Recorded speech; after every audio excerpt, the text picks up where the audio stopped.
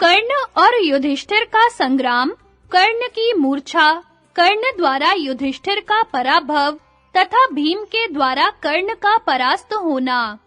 संजय कहते हैं, महाराज, कर्ण ने उस सेना को चीरकर धर्मराज पर धावा किया। उस समय शत्रुओं ने उस पर नाना प्रकार के हजारों अस्त्र शस्त्र चलाए, किंतु उसने उन सबके टुकड़े-टुकड़े कर डाले। इतना ही नहीं, अपने भयंकर बाणों से उसने शत्रुओं को घायल भी कर डाला। उनके मस्तकों, भुजाओं तथा जंघाओं को काट गिराया। कर्ण के बाणों से मारे जाकर बहुत से शत्रु धराशायी हो गए, बहुतों के अंग भंग हो गए, अतः वे युद्ध छोड़कर भाग चले। रणभूमि में शत्रु पक्ष के लाखों योद्धाओं की लाशें बिछ गईं। उस समय कर्ण प्राणियों का अंत करने वाले यमराज के समान क्रोध में भरा हुआ था। पांडव और पांचाल सैनिकों ने उसे रोका, किंतु उन सबको रौंदकर वह युधिष्ठिर के पास जा धमका। तदनंतर कर्ण को अपने पास ही खड़े देख युधिष्ठिर की आंखें क्रोध से लाल हो गईं। उन्होंने उससे कहा, सूत पुत्र, तू युद्ध में सदा अर्जुन से लाग डांट रखता है और दुर्योधन की हाँ में हाँ मिलाकर हम लोगों को कष्ट पहुंचाया करता है। आज तुझ में जो बल और पराक्रम हो वह सब दिखा, अपना महान पुरुषार्थ प्रकट कर। यह कहकर युधिष्ठिर ने कर्ण को 10 बाणों से बींध डाला। सूत पुत्र कर्ण ने भी हंसते-हंसते उन्हें 10 बाणों से घायल करके तुरंत बदला चुकाया। तब युधिष्ठिर ने पर्वतों को भी विदीर्ण करने वाला यमदंड के समान भयंकर बाण धनुष पर चढ़ाया और सूत पुत्र का वध करने की इच्छा से उसे छोड़ दिया। वह वेग पूर्वक छोड़ा हुआ बाण बिजली की समान कड़क कर महारथी कर्ण की बाईं कोख में धस गया। उसकी चोट से कर्ण को मूर्छा आ गई। उसका सारा शरीर शिथिल हो गया। धनुष हाथ से छूटकर रथ पर जा गिरा। मानो प्राण निकल गए हों, ऐसा निश्चेष्ट और अचेत होकर कर्ण शल्य के सामने ही गिर पड़ा। राजा युधिष्ठिर ने अर्जुन का हित करने की इच्छा से कर्ण पर पुनः प्रहार नहीं किया। कर्ण को उस अवस्था में देखकर कौरव सेना में हाहाकार मच गया। थोड़ी ही देर में जब कर्ण की मूर्छा दूर हुई, तो उसने विजय नामक अपना महान धनुष तान कर तेज किए हुए बाणों से युधिष्ठिर की प्रगति रोक दी। उस समय 2 पांचाल राजकुमार युधिष्ठिर के पहियों की रक्षा कर रहे थे। उनके नाम थे चंद्रदेव तथा दंडधार। कर्ण ने उन दोनों को छुरे के समान आकार वाले 2 बाणों से मार डाला। यह देख युधिष्ठिर ने कर्ण को पुनः 30 बाणों से घायल कर दिया। साथ ही सुषेण और सत्यसेन को भी 3-3 बाण मारे। फिर 90 बाणों से शल्य को और 73 से सूत पुत्र को बींध डाला तथा उसकी रक्षा करने वाले योद्धाओं को भी 3-3 बाणों से घायल किया। तब कर्ण ने हंसकर अपना धनुष टंकारा और एक भल्ल तथा 60 बाणों से युधिष्ठिर को आहत करके जोर से गर्जना की। फिर तो पांडव पक्ष के योद्धा बड़े अमर्ष में भरकर दौड़े और युधिष्ठिर की रक्षा के लिए कर्ण को बाणों से पीड़ित करने लगे। सात्यकी, चेकितान, युयुत्सु, पांडय, धृष्टद्युम्न, शिखंडी, द्रौपदी के पुत्र प्रभद्रक, नकुल, सहदेव, भीमसेन, धृष्टकेतु तथा करुष, मत्स्य, कैकेयी, काशी और कौशल देश के योद्धा ये सब के सब कर्ण पर बाणों का प्रहार करने लगे। पांचाल देशीय जन्मेजय भी उसे साइकों से बींधने लगा। पांडव वीर कर्ण पर सब ओर से वाराह कर्ण, नाराज, नालीक, बाण, वत्सदंत, विपाट तथा क्षुरप्र आदि नाना प्रकार के अस्त्र शस्त्रों की वर्षा करने लगे। यह देख कर्ण ने ब्रह्मास्त्र प्रकट किया। उसके बाणों से संपूर्ण दिशाएं आच्छादित हो गईं। शराग्नि की लपट में झुलसकर पांडव वीर भस्म होने लगे। तदनंतर कर्ण ने हंसकर युधिष्ठिर का धनुष काट दिया। फिर पलक मारते ही उसने तेज किए हुए 90 बाणों से उनका कवच छिन्न भिन्न कर दिया। कवच कट जाने पर बाणों की मार से वे लहूलुहान हो गए और क्रोध में भरकर उन्होंने कर्ण के रथ पर फौलाद की बनी हुई शक्ति छोड़ी।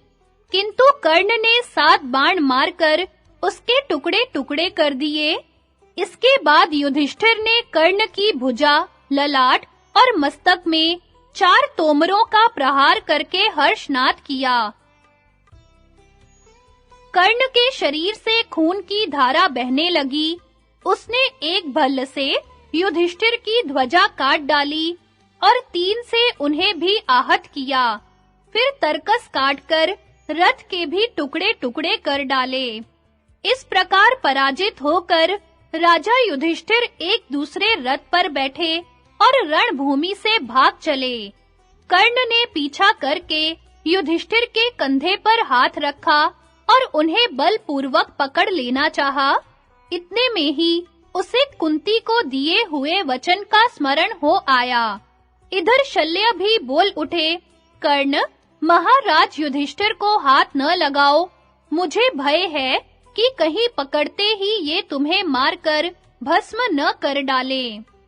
यह सुनकर कर्ण हंस पड़ा और पांडुनंदन युधिष्ठिर का उपहास करते हुए कहने लगा, युधिष्ठिर, जिसका उच्च कुल में जन्म हुआ है, जो क्षत्रिय धर्म में स्थित है, वह भयभीत होकर प्राण बचाने के लिए युद्ध छोड़कर भाग कैसे सकता है? मेरा तो ऐसा विश्वास है तुम क्षत्रिय धर्म के पालन में निपुण नहीं हो, क्योंकि सदा ब्राह्मणोचित स्वाध्याय और यज्ञों में ही लगे रहते हो। कुंती नंदन, आज से लड़ाई में न आना, शूरवीरों का सामना न करना तथा उनके लिए मुंह से अप्रिय बातें भी न निकालना। इतने बड़े समर में तो कभी जाने का नाम न लेना। यदि युद्ध में हम जैसे लोगों से कुछ कड़वी बात कहोगे तो उसका यही अथवा इससे भी कठोर फल मिलेगा। राजन, अपनी छावनी में जाओ अथवा श्री कृष्ण और अर्जुन जहां हैं वहां ही चले जाओ। ऐसा कहकर कर्ण ने युधिष्ठिर को छोड़ दिया और पांडव सेना का संहार करने लगा। राजा युधिष्ठिर बहुत लज्जित होकर तुरंत वहां से हट गए और श्रुतकीर्ति के रथ पर बैठकर कर्ण का पराक्रम देखने लगे। अपनी सेना को खदेड़ी जाती हुई देख धर्मराज ने योद्धाओं से कुपित होकर कहा, अरे क्यों चुप बैठे हो, मारो इन कौरवों को। राजा की आज्ञा पाते ही भीमसेन आदि पांडव महारथी आपके पुत्रों पर टूट पड़े। उस समय रथ, हाथी और घोड़ों पर सवार हुए योद्धाओं तथा शस्त्रों का भयंकर शब्द होने लगा और उठो, मारो, आगे बढ़ो, दबोच लो, इस प्रकार कहते हुए वे आपस में मार काट करने लगे। उन आक्रमणकारियों के प्रचंड वेग को सहन करने की अपने में शक्ति न देखकर आपके पुत्रों की विशाल सेना भागने लगी। यह देख दुर्योधन ने अपने योद्धाओं को सब ओर से रोकने का प्रयास किया, परंतु वह पुकारता ही रह गया, सेना पीछे न लौटी। कर्ण की भी दृष्टि उधर पड़ी। उसने कौरव सैनिकों को मालिकों के साथ भागते देख महाराज शल्य से कहा, अब तुम भीम के रथ के पास चलो।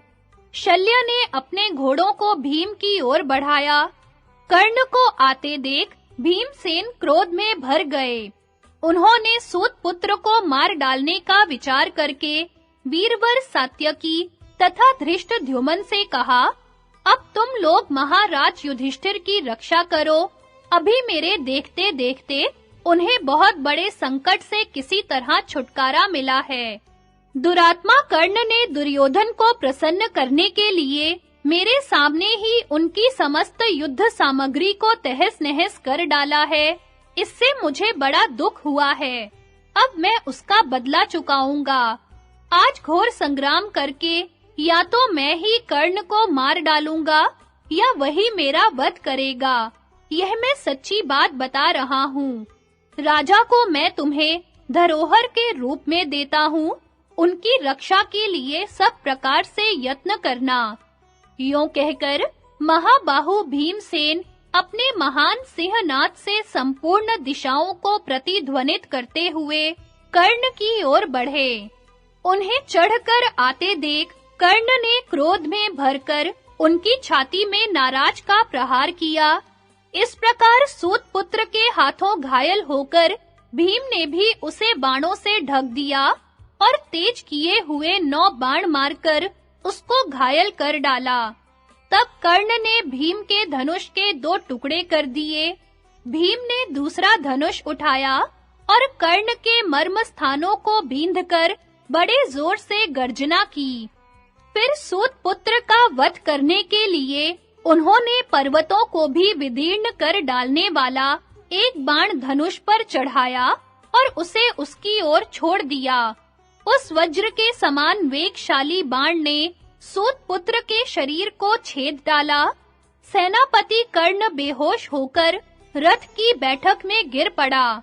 उसे मूर्छित देख मद्रराज शल्य कर्ण को रणभूमि से दूर हटा ले गए। इस प्रकार कर्ण को परास्त करके भीमसेन ने कौरव सेना को मार भगाया।